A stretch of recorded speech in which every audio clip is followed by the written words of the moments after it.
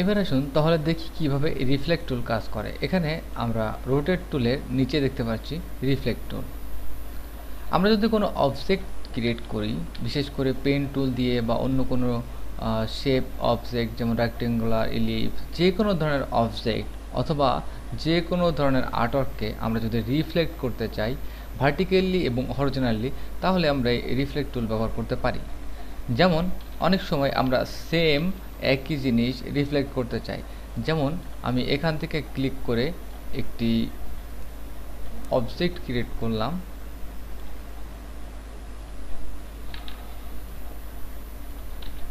এবং এখানে আমি অবজেক্টটিকে জাস্ট শেষ করে দিলাম এবং আমি যদি এটিকে সিলেক্ট করি এবং সিলেক্ট করার পর আপনি এখানে খেয়াল করবেন যে যখন আপনি রিফ্লেক্ট টুল সিলেক্ট করবেন তখন আপনি কোনো পরিবর্তন এখানে দেখতে পাবেন না। জাস্ট একটি পয়েন্ট আপনি কোথা থেকে রিফ্লেক্ট করতে চাচ্ছেন আপনি জাস্ট পয়েন্টটি সিলেক্ট করতে পারেন, অথবা আপনি এখানে রিফ্লেক্ট টুলে ডবল ক্লিক করতে পারেন। ডবল ক্লিক সিলেক্ট থাকা অবস্থায় আপনি এখানে প্রিভিউ বাটনে ক্লিক করে দেখতে পারেন যে ভার্টিক্যালি এবং হরিজন্টালি কিভাবে আপনার রিফ্লেক্ট হয়।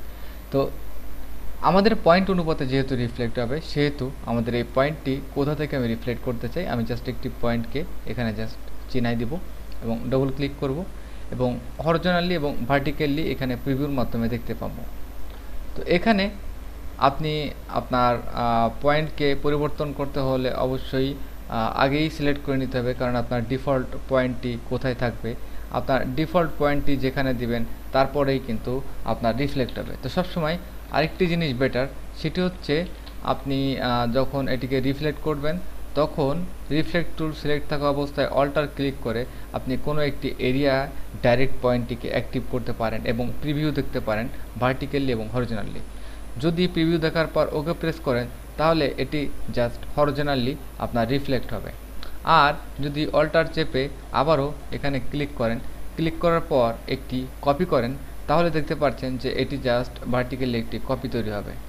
এবং কপি তৈরি হলে আপনি এটিকে আপনার নির্দিষ্ট পরিমাপে এটিকে ম্যাচিং করে একটি নতুন শেপ ক্রিয়েট করতে পারেন এবং আপনি আপনার রিফ্লেক্ট টুল যে কোনো সময় এটিকে জাস্ট গ্রুপ সিলেক্ট করে আপনি এখানে জাস্ট অল্টার ক্লিক করে আবারও হরিজন্টালি এটিকে আরও একটি প্রিভিউ দেখে কপি করতে পারেন।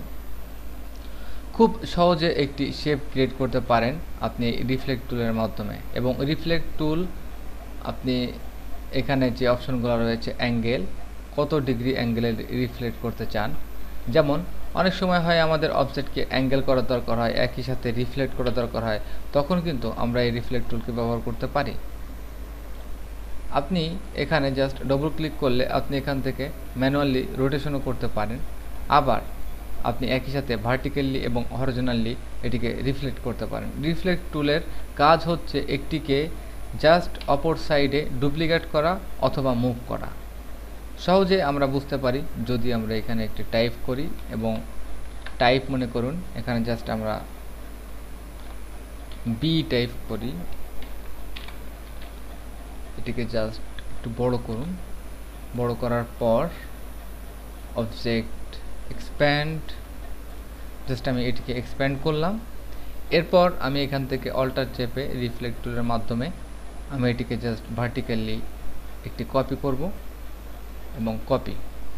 এখানে খেয়াল করুন যে আমি ভার্টিক্যালি জাস্ট এটিকে কপি করতে এই রিফ্লেক্ট টুল ব্যবহার করেছি। ঠিক এই দুটিকে আমি জাস্ট সিলেক্ট করব, সিলেক্ট করার পর এটিকে মার্জ করলাম, মার্জ করার পর আবারও আমি রিফ্লেক্ট টুল ইউজ করব এবং এখানে পয়েন্টটিতে আমি অল্টার চেপে ক্লিক করব এবং হরিজন্টালি এটিকে জাস্ট একটি কপি করব। এবং খেয়াল করুন একটি শেপ তৈরি করা কিন্তু খুব ডিফিকাল্ট না যদি আপনি অ্যাডোব ইলাস্ট্রেটর আয়ত্ত করতে পারেন। এবং এভাবে আপনি ইচ্ছা করলে অনেক বড় ধরনের একটি লাইন ক্রিয়েট করতে পারেন, যেটির সোর্স ছিল আপনার জাস্ট একটা বি আর কিছুই না। তো এভাবে আপনি আপনার রিফ্লেক্ট টুল এবং রোটেশন টুলকে ব্যবহার করতে শিখুন এবং রিফ্লেক্ট টুল অনেক অনেক হ্যান্ডি যদি আপনি ব্যবহার করা শেখেন। ধন্যবাদ।